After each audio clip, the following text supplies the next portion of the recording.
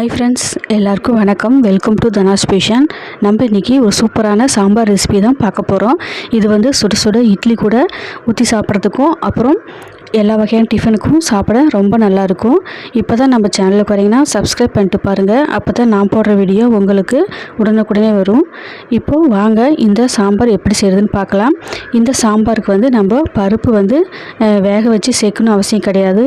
அதுக்கு பதிலாக நம்ம எல்லாம் வேக வச்சு அரைச்சி தான் செய்ய போகிறோம். இப்போ வாங்க வீடியோக்குள்ளே போய் இந்த சாம்பார் எப்படி செய்கிறது அப்படின்னு பார்க்கலாம். இப்போ வந்து ஃபஸ்ட்டு நம்ம சாம்பார் செய்யறதுக்காக எல்லாத்தையும் ஃபஸ்ட்டு கட் பண்ணி ரெடி பண்ணி வச்சுக்கலாம். பெரிய வெங்காயம் ஒரு மீடியம் சைஸ் அளவுக்கு ரஃப்பாக இந்த மாதிரி கட் பண்ணி வச்சுக்கோங்க. இது கூட அதே அளவில் 2 தக்காளியை கட் பண்ணிக்கோங்க. அப்புறம் காரத்துக்கு பச்சை மிளகா 5, அப்புறம் பூண்டு ஒரு 6 பல். இப்போ இதெல்லாம் கட் பண்ணி ரெடி பண்ணி வச்சுக்கோங்க. இப்போ வந்து நம்ம குக்கரில் தான் வேக வச்சு நம்ம இதை செய்ய போகிறோம். அதனால் ஃபஸ்ட்டு குக்கர் எடுத்துக்கலாம். குக்கரை எடுத்துகிட்டு அது கூட வந்து நம்ம இதில் எல்லாம் கட் பண்ணி வச்சுருக்கிற எல்லாத்தையும் சேர்த்திக்கலாம். ஃபஸ்ட்டு வெங்காயம், அதுக்கப்புறம் தக்காளி, அப்புறம் பச்சை மிளகா, பூண்டு இது எல்லாத்தையும் சேர்த்திருங்க. இது எல்லாத்தையும் சேர்த்துட்டு இது கூட அடுத்ததாக வந்து மஞ்சத்தூள் ஒரு 1/4 டீஸ்பூன் அளவுக்கு சேர்த்திக்கோங்க. அப்புறம் இந்த சாம்பாருக்கு தேவையான உப்பு இப்போ வந்து நான் வந்து 1/2 டேபிள் ஸ்பூன் அளவுக்கு சேர்த்திக்கிறேன். இது கூட வந்து அடுத்ததாக வந்து சாம்பார் பொடி வந்து 2 டேபிள் ஸ்பூன் அளவுக்கு சேர்த்திக்கலாம். பச்சை மிளகா, சாம்பார் பொடி இதுதான் வந்து இந்த சாம்பாருக்கு காரம், வேறு எதுவும் இதுக்கு தேவையில்லை. இப்போ வந்து இதுக்கு கூட தண்ணி வந்து ஊற்றிக்கலாம். இது மூழ்கிற அளவுக்கு தண்ணி விட்டுக்கோங்க. தண்ணி விட்டுட்டு நல்லா இப்போ வந்து ஒரு கரண்டி வச்சு நல்லா கலந்து விட்டுருங்க. இப்போ எல்லாத்தையும் நல்லா கலந்து விட்டதுக்கப்புறமா வந்து குக்கர் வந்து மூடி போட்டு வெயிட் வச்சுருங்க. இது வந்து மீடியம் ஃப்ளேமில் வச்சு 2 விசில் வர வரைக்கும் வேக வச்சு எடுத்துக்கலாம். இப்போ அடுத்ததாக வந்து நம்ம தாளிப்புக்கு கடுகு, உளுத்தம்பருப்பு, வெந்தயம், அப்புறம் சீரகம், மிளகு இவ்வளோ எடுத்து வச்சுருக்கலாம். அடுத்ததாக வந்து பாருங்கள் குக்கர் விசில் வந்துருச்சு. இது ஓப்பன் பண்ணிவிட்டு தண்ணியை வந்து இருத்திக்கலாம்.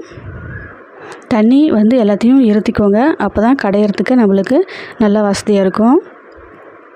தண்ணியெல்லாம் வடித்தாச்சு. இப்போ வந்து ஒரு மத்து வச்சு இதை வந்து நல்லா கடைஞ்சி எடுத்துக்கலாம்.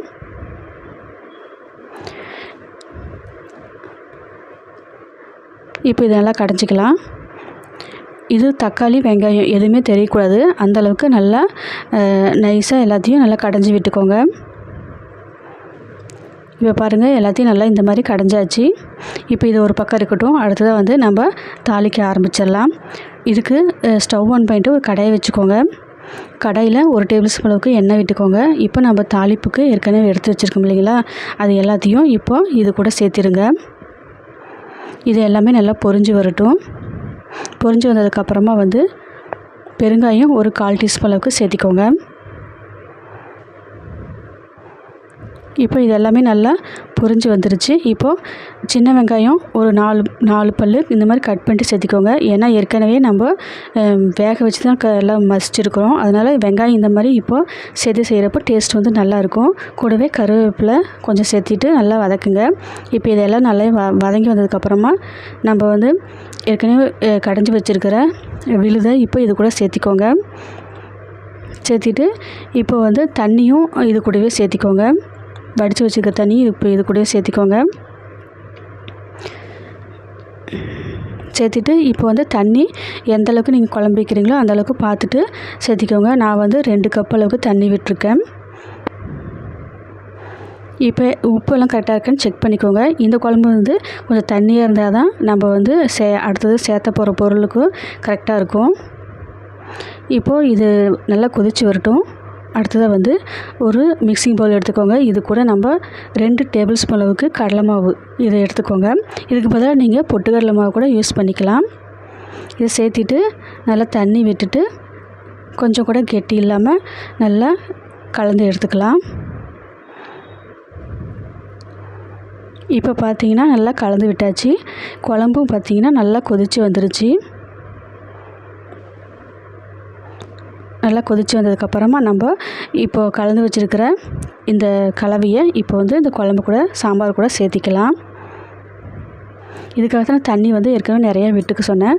ஏன்னா நம்ம இது சேர்த்த போகிற இந்த கடலை மாவு இந்த குழம்பு வந்து ரொம்ப கெட்டியாகிரும். அதனால தான் தண்ணி ஏற்கனவே நிறைய சேர்த்திக்க சொல்லிட்டேன். இதுக்கப்புறம் நீங்கள் தண்ணி வேணும்னா சுடு தண்ணி தான் நல்லா காய வச்சு ஊற்றிக்கணும். ஃபஸ்ட் தண்ணி ஊற்றிட்டிங்கன்னா டேஸ்ட் வந்து நல்லா இருக்காது. அதனால தான் நான் தண்ணி ஃபஸ்ட்டே ஊற்றிக்க சொன்னேன். இப்போ எல்லாமே கரெக்டாக இருக்கான்னு, உப்பு காரம்லாம் கரெக்டாக இருக்கான்னு செக் பண்ணி பார்த்துக்கோங்க. அவ்வளோதான். இப்போ வந்து ஒரு 4-5 நிமிஷம் நல்லா கொதித்து வரட்டும். இப்போ நல்லா கொதித்து குழம்பு சூப்பராக ரெடியாகி வரட்டும். நம்ம வந்து இது கூட அடுத்ததாக பெருங்காயம் கொஞ்சம் வாசனைக்காக சேர்த்திக்கலாம். டேஸ்ட் வந்து நல்லாயிருக்கும். இப்போ பார்த்திங்கன்னா குழம்பு எல்லாமே நல்லா கொதித்து ரெடி ஆயிடுச்சு. நம்மளுக்கு இப்போது சூப்பராக நம்மளுக்கு வந்து பருப்பே இல்லாத மணக்க சாம்பார் வந்து நம்மளுக்கு இப்போது ரெடி ஆயிடுச்சு. பார்த்திங்கன்னா உங்களுக்கு தெரியும் எவ்வளோ சூப்பராக கெட்டியாக எவ்வளோ ரெடியாக இருக்குன்னு. இப்போ பார்க்க இப்படி இருக்கும். இட்லி ஊற்றி சாப்பிட்றதுக்கு கரெக்டாக இருக்கும். இப்போ ஸ்டவ் ஆஃப் பண்ணிவிட்டு நம்ம நறுக்கிய கொத்தமல்லி இலையும் தூவிக்கலாம். அவ்வளோதான், நம்மளுக்கு சூப்பராக ரெடி ஆயிடுச்சு சாம்பார். இப்போ இதை வந்து தனியாக எடுத்து வச்சுக்கலாம். நான் வந்து இன்றைக்கி இட்லி கூட தான் சாப்பிட போகிறேன். சுட இட்லி வந்து நான் ரெடி பண்ணி எடுத்து வச்சுட்டேன். இப்போ வந்து இது கூட நம்ம செஞ்சு வச்சுருக்கிற சாம்பாரையும் இது கூட விட்டுக்கலாம். பார்த்திங்கன்னா சூப்பராக வந்து இட்லிக்கு சூப்பராக இருக்கும் இந்த சாம்பார். இந்த மாதிரி செஞ்சு சாப்பிடுங்க. டேஸ்ட்டு வேறு லெவலில் இருக்கும். கண்டிப்பாக இதை நீங்கள் வந்து உங்கள் வீட்டில் ட்ரை பண்ணி பாருங்கள். எல்லோரும் விரும்பி சாப்பிடுவாங்க.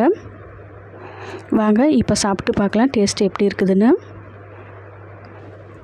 சூப்பராக இருக்குதுங்க. கண்டிப்பாக நீங்கள் செஞ்சு உங்கள் பிள்ளைங்களுக்கு எல்லாத்துக்கும் கொடுங்க. நாளைக்கு வந்து இன்னொரு வீடியோவில் பார்க்கலாம். இந்த வீடியோ பிடிச்சதா இந்த வீடியோக்கு ஒரு லைக் கொடுங்க, ஷேர் பண்ணுங்கள். தேங்க்யூ ஃபார் வாட்சிங்.